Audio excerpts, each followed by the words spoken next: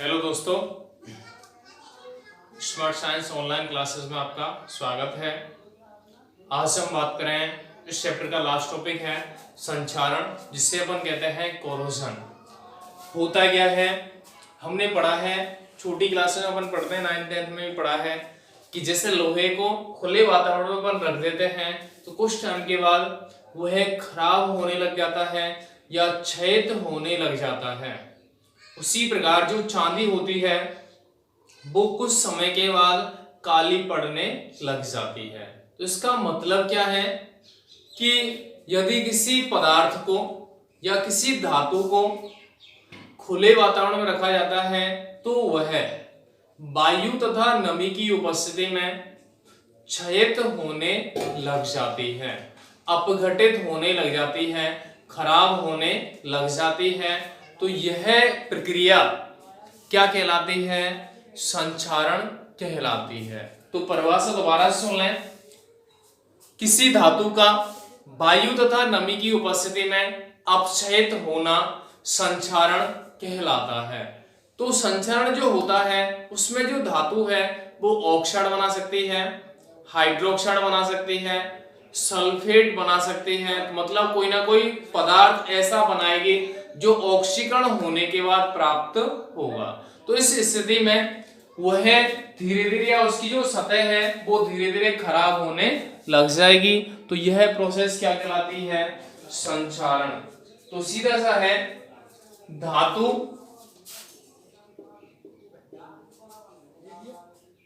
वायु तथा नमी की उपस्थिति में क्या होगी? संक्षारित होगी। और क्या बनेगा? धातु ऑक्साइड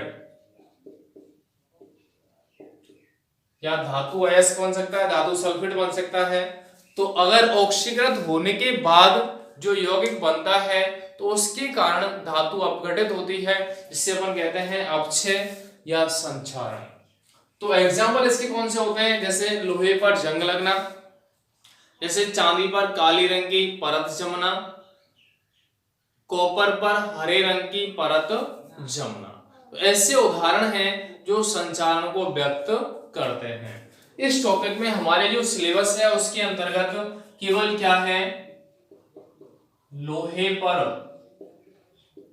जंग लगना, कि लोहे पर जंग कैसे लगती है, किस प्रकार से इसको अपन कहते हैं कि जंग का सूत्र क्या होता है, कौन से यौगिक द्वारा, कहां इसका ऑक्सीकरण होता है, कहां इसका अपचयन होता है, वो हम देखेंगे इसके अंतर्गत।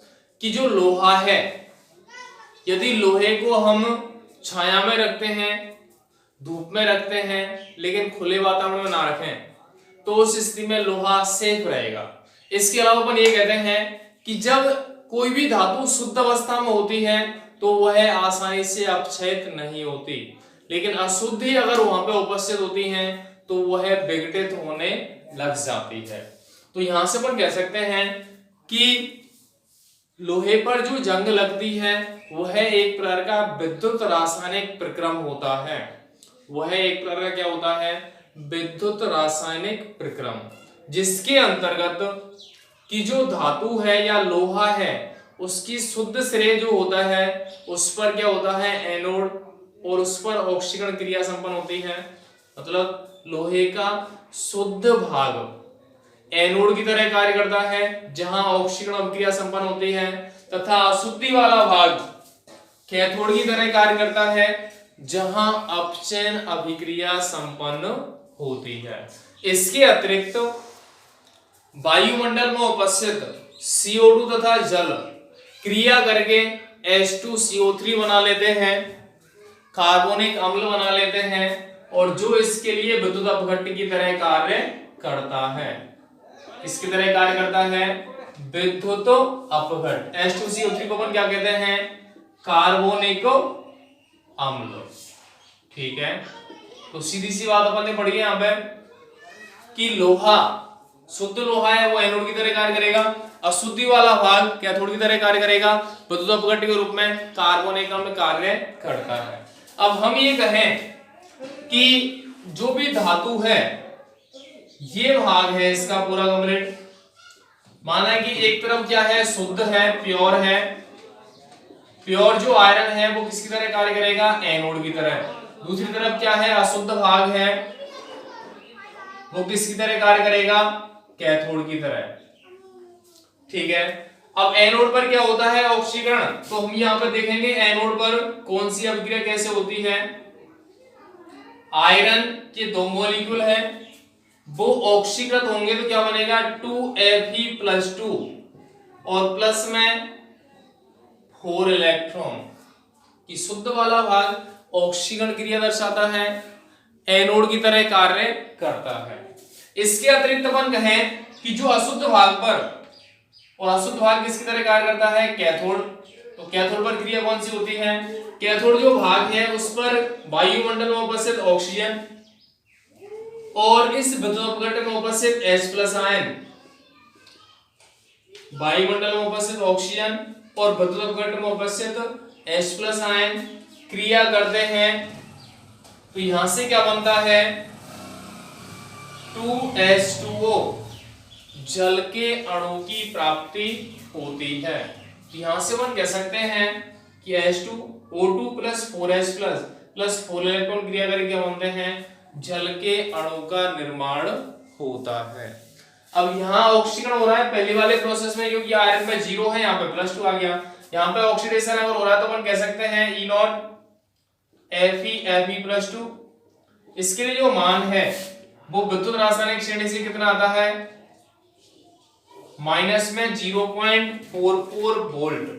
कितना बोलता है, माइनस में 0.44 वोल्ट। इसके लिए ऑक्सीजन के लिए अपन देखें, ऑक्सीजन में 0 है और यहाँ क्या है, -2। इसके लिए जो मान है E0O2H+, ये मान कितना आता है यहाँ पे, प्लस में 1.23 वोल्ट। ये भी विद्युत रासायनिक श्रेणी से ही प्राप्त होते हैं। तो इस प्रकार से हमने देखा है एनोड पर अभिक्रिया क्या है, ऑक्सीकरण, कैथोड पर अभिक्रिया क्या है, अपक्षय। आगे कैसे होगा कि अगर इस सेल के लिए अपन बात करें कि सेल विभव कितना आएगा, तो यहां से अपन कह सकते हैं ई सेल बराबर क्या आएगा, ई कैथोड माइनस ई एनोड। ई कैथोड का मान कितना है, 1.23 और एनोड का मान कितना है, माइनस में 0.44। कितना आएगा, इसको अपन सोल्व करेंगे, 1.67 वोल्ट ये मान आएगा। संचारण की क्रिया में लोहे पर जंग लगने की प्रोसेस अगर होती है तो उसके लिए विद्युत रासायनिक सेल अगर होता है तो वहां सेल विभव का मान प्राप्त होता है 1.67 वोल्ट। तो इस प्रकार से अपन कह सकते हैं कि एनोड और कैथोड पर क्रिया किस प्रकार से होती है, इस प्रकार की स्थिति में प्राप्त होती है। आगे हम ये कहें कि अगर दोनों अभिक्रियाओं को अपन जोड़ दें, दोनों अभिक्रियाओं को अपन प्लस अगर कर देते हैं तो वहां से इसकी संपूर्ण सेल अभिक्रिया प्राप्त हो जाएगी। देखो इन दोनों को अपन प्लस करें, संपूर्ण सेल अभिक्रिया क्या मिलेगी, 2Fe प्लस में जोड़ेंगे तो क्या करेंगे, दो ये इलेक्ट्रॉन कट जाएंगे। इसके अलावा इधर क्या आएगा, O2 प्लस में 4H प्लस बनेगा क्या, यहाँ पे 2Fe+2 और प्लस में 2H2O। तो संपूर्ण सेल अभिक्रिया भी ये आएगी और ई सेल का मान क्या मिलेगा, 1.67 वोल्ट। आगे हम बात करेंगे कि जंग का निर्माण कैसे होता है, कि यहां उपस्थित Fe+2 आयन है, Fe+2 जो आयन है वो क्या करते हैं, ऑक्सीजन और जल की उपस्थिति में ऑक्सीकृत होते हैं। ऑक्सीकृत अगर होते हैं तो यहां से क्या बनता है, Fe2O3 की प्राप्ति होती है, फेरिक ऑक्साइड की प्राप्ति होती है और जो जल के अणुओं के साथ मिलकर के XH2 मिलकर के एक संकुल का निर्माण करता है या एक जलयोजित फेरिक हाइड्रोक्साइड का निर्माण करता है और जिसे हम क्या कहते हैं, जंग कहते हैं। जिसे क्या कहा जाता है, जंग। क्योंकि यहां पर हम कहते हैं आयरन जो है H2 के साथ क्रिया करके क्या बनाता है, FeOH का होल थ्राइस, फिर दोबारा से क्रिया करता है ऑक्सीजन के साथ जल की उपस्थिति में, तो जंग का यहाँ पे निर्माण हो जाता है। तो इस प्रकार से हम कह सकते हैं कि आयरन Fe+2 में कन्वर्ट हो गया। उसके बाद ऑक्सीजन और वायु की उपस्थिति में, ऑक्सीजन और नमी की उपस्थिति में ऑक्सीकृत होकर के Fe+3 आयनों में चला जाएगा। और जो Fe+3 आयन है, यहाँ पे Fe+3 है, क्योंकि अपन अगर देखें इसको तो Fe+3 आएगा। उसके बाद ये ऑक्सीकृत होकर के और जलीयोजित होकर के जंग का निर्माण करेगा। तो उसका सूत्र क्या होता है, फेरिक ऑक्साइड या जलयोजित फेरिक ऑक्साइड क्या कहलाता है, जंग कहलाता है। तो ऐसा पूछ लेते हैं अपन एक नंबर में कि जंग का सूत्र दीजिए, तो अपन क्या कह सकते हैं, जलयोजित फेरिक ऑक्साइड क्या कहलाता है, जंग। तो इस प्रकार की क्रिया किसमें होती है, लोहे के संचारण में होती है। ठीक है, कोई दिक्कत, रिएक्शंस अपन को ध्यान से देखनी है।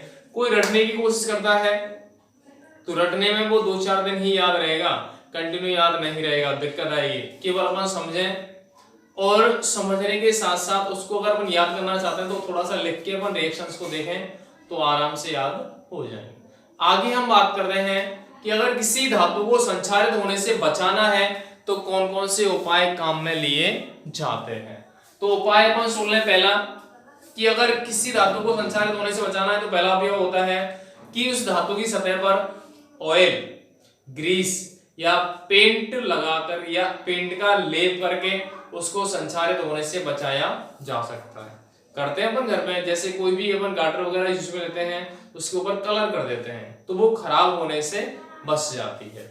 इसके अतिरिक्त अपन ये कहते हैं कि किसी भी धातु को वायु तथा नमी से बचा करके रखना चाहिए या खुले स्थान पर नहीं रखना चाहिए जिससे कि संचारण ना हो। इसके अतिरिक्त एक स्थिति आती है, किसी धातु की सतह पर अन्य अधिक क्रियाशील धातु का लेप करके, किसी धातु की सतह पर अन्य अधिक क्रियाशील धातु का लेप करके उस धातु को संक्षारित होने से बचाया जा सकता है, जैसे यशद लेपन। यशद लेपन का मतलब होता है कि लोहे की धातु पर जिंक धातु का लेप कर दिया जाता है तो जो धातु बाहर रहेगी वही ऑक्सीकृत होगी या वही अपघटित होगी, तो जो लोहा है वो पहले से सुरक्षित अवस्था में ही रहेगा। तो यशद लेपन द्वारा लोहे को खराब होने से बचाया जाता है, जो एक प्रकार का विद्युत रासायनिक शैल की तरह कार्य करता है। तो यहाँ इसको गैल्वेनीकरण भी कहा जाता है। गैल्वेनीकरण का मतलब ही है कि किसी धातु की सतह पर अधिक क्रियाशील धातु का लेप करना या परत चढ़ाना क्या कहलाता है, गैल्वेनीकरण। इससे अपन बलिदानी सुरक्षा भी कहते हैं। बलिदानी सुरक्षा मतलब आयरन के लिए कौन बलिदान हो रहा है, जिंक। तो इससे अपन क्या कहते हैं, बलिदानी सुरक्षा या यशद लेपन। ठीक है, यशद का मतलब होता है जिंक डस्ट, जिंक रज। तो ये अपना टॉपिक यहाँ पे कंप्लीट है। उसके बाद इसके साथ ही पूरा अपना चैप्टर भी कंप्लीट होता है। इसके न्यूमेरिकल्स हैं। सभी स्टूडेंट से रिक्वेस्ट है कि न्यूमेरिकल्स को अपन करके देखें। अगर नहीं होते हैं तो अपन व्हाट्सएप नंबर पे कांटेक्ट करें। मेरे हिसाब से अगर हम सेल्फ न्यूमेरिकल सॉल्व करेंगे तो ज्यादा बेटर रहेगा। कुछ स्टूडेंट अभी भी नहीं पढ़ रहे हैं, उनके लिए आगे समस्या हो सकती है। तो मैं चाहता हूं कि अपन साथ साथ चलें जिससे कोई दिक्कत ना हो और अपना जो रिजल्ट है वो भी बेटर से बेटर प्राप्त हो सके। ठीक है, धन्यवाद। और बात करेंगे नेक्स्ट टाइम नेक्स्ट क्लास में।